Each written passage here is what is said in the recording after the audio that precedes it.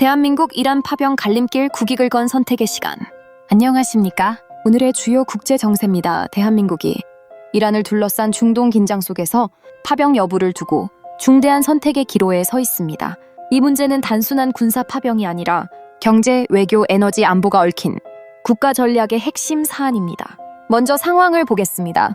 중동 지역, 특히 호르무즈 해협은 전 세계 원유 수송의 핵심 통로입니다. 대한민국 역시 수입 원유의 상당 부분을 이 지역에 의존하고 있습니다. 문제는 사실상 군사 충돌 수준으로 격화되면서 이 해협의 안전이 위협받고 있다는 점입니다.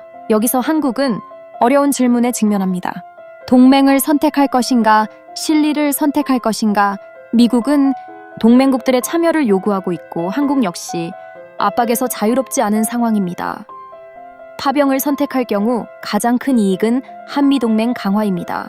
군사협력과 외교 신뢰가 높아지면서 방위, 기술, 경제 협상에서 유리한 위치를 확보할 수 있습니다. 또한 호르무즈 해협 보호 명분을 통해 원유 수송 안정성을 확보할 수 있습니다. 이는 곧 국내 물가와 산업 안정으로 이어질 수 있습니다.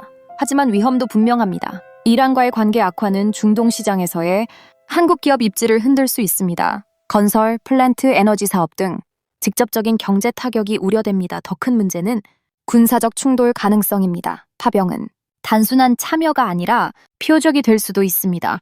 이는 해외뿐 아니라 국내 안전 문제로도 이어질 수 있습니다. 반대로 파병을 하지 않을 경우 군사적 위험과 직접적인 충돌 가능성은 줄어듭니다. 이란과의 관계도 유지할 수 있어 경제적 손실을 최소화할 수 있습니다.